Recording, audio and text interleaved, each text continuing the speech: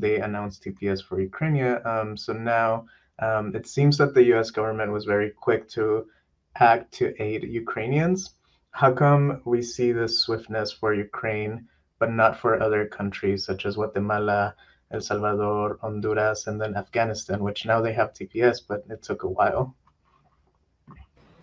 You know, I think we all suspect why we haven't seen the same quick action for Afghans, for Central Americans, Haitians, as we have seen for people from Ukraine.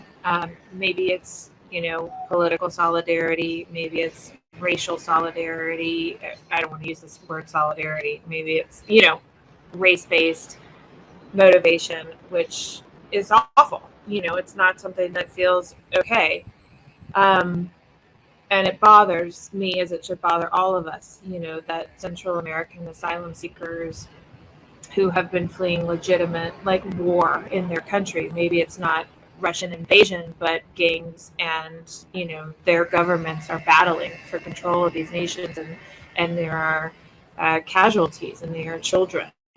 And I think that we as a nation have completely failed to take care of our neighboring refugees from Central America who are fleeing legitimate violence. And the Trump administration implemented policies like the migrant protection protocols and PP, like Title 42, COVID security, closure of the border completely, that Biden has not successfully reversed yet, is a travesty. It is such a disappointment of this administration, and I will say that publicly. It is not okay. It is not okay the way that we have failed to take care of migrants in crisis from the southern border. And we've worked on cases. We've had public cases. I'm thinking of the case we had in Time magazine last year of the single mother from El Salvador and her 8-year-old daughter who tried to seek asylum, and they were turned away and they were kidnapped. And the daughter got escaped, and she made it over because only kids were allowed over, not families, not parents. And she was in detention and chickenpox quarantine for weeks, thinking her mother had died because of the violence of the kidnapping. And that never would have happened if we didn't have Title 42 in place. So it's it's not okay. And I think at this moment, what's most productive and what's most useful is to say, okay, maybe the administration, some of the American public are motivated to be more generous with our immigration humanitarian policies because of what is happening in Ukraine, and we should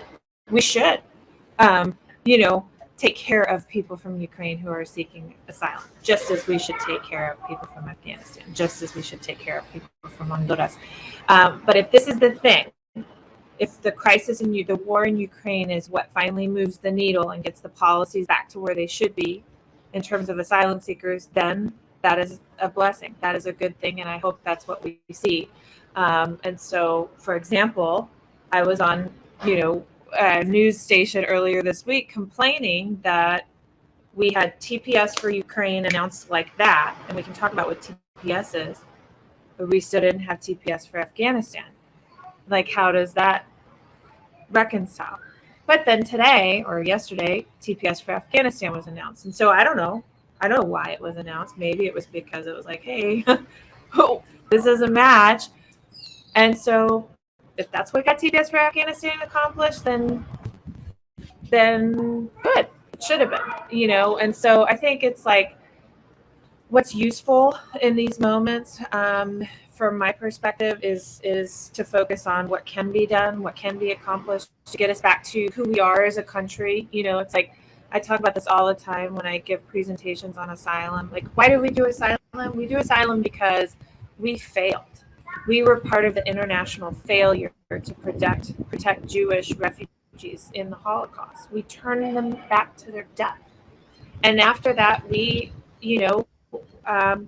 changed. We changed. We said, we're not going to do that again. We have a responsibility as a nation to protect people who are fleeing persecution. And we signed international treaties and we put asylum into our own laws and our policies, and we've had it in place for 70 years.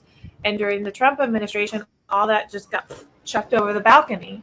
And it takes a lot of work and effort to get us back to where we were. And I haven't seen that happen. And so now if we're going to do that, if we're going to get that done, and Ukraine is the motivator for that, then I say I'm glad that we're getting there. I'm obviously not glad about what's happening in Ukraine, but I'm glad to see that maybe our nation is finally getting back to the values that I think most of us believe in and stand for.